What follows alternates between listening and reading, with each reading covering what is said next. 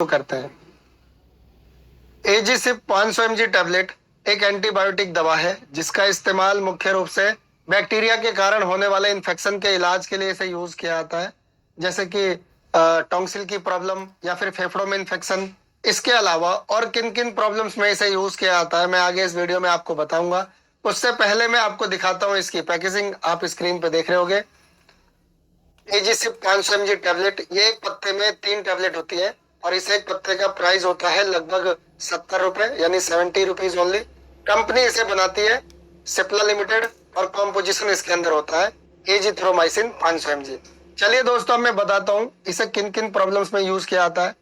दोस्तों, किसी का गला खराब हो, गला बैठा हुआ हो, उस कंडीशन में इसका इस्तेमाल किया जाता है। या फिर किसी को चेहरे पे पिंपल्स वगैरह हो गए हो, उस कंडीशन में भी इसका इस्तेमाल किया जाता है। या फिर किसी को कान या फिर नाक में किसी प्रकार का इन्फेक्शन हो गया हो, उस कंडीशन में इसका इस्तेमाल किया जाता है। या फिर किसी को टाइफाइड बुखार हो गया हो, उस कंडीशन में भी कभी कभार इसका इस्तेमाल किया जाता है। चलिए दोस्तों, मैं बताता हूँ इसे यूज करने का सही तरीका, यानी इसके डोज। दोस्तों, इस टैबलेट का इस्तेमाल एक दिन में आपको एक टैबलेट लेनी होती है। आप रात को एक टैबलेट लीजिए, चाहे खाना वाना खाने के बाद, चाहे खाना वाना खाने से पहले।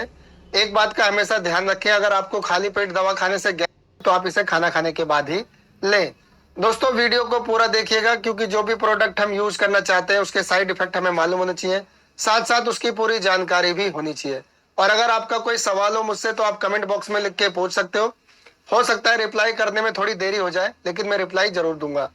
चलिए दोस्तों, मैं बताता हूँ किन लोगों को अपनी मर्जी से इसका इस्तेमाल नहीं करना चाहिए।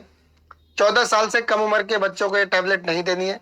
उनके लिए एजीसिप 250 mg टैबलेट आती है, आप वो दे सकते हो। अगर बहुत दिक्कत है, आपको यही देना पड़ रहा है, तो आप आधी टैबलेट इसमें दे सकते हो 7 साल से 14 साल के बच्चों को। और जो महिला गर्भवती हो वो इसका इस्तेमाल ना करें। और जिन लोगों को लीवर से रिलेटेड प्रॉब्लम हो वो लोग भी अपनी मर्जी से इसका इस्तेमाल ना करें। अगर ये लोग इस्तेमाल करना चाहते हैं तो पहले डॉक्टर की सलाह लें, उसके बाद इस्तेमाल करें। या फिर अगर उन्हें डॉक्टर पहले से देते हैं तो इस्तेमाल कर सकते हैं। चलिए दोस्तों, अब मैं बताता हूँ इससे होने वाले बेनिफिट्स। दोस्तों, किसी के गले में खराश हो, गले में दर्द हो रहा हो या गला बैठा हुआ हो, उस कंडीशन में अगर आप इसका इस्तेमाल करते हो तो ये बहुत ही जल्दी उसे ठीक कर देता है। या फिर किसी को फेफड़ों में इन्फेक्शन हो, उसकी वजह से सांस लेने में प्रॉब्लम होती हो या फिर खांसी वगैरह होने लगती हो, तो उस कंडीशन में भी इसका इस्तेमाल किया जाए तो उसमें भी ये आराम करता है।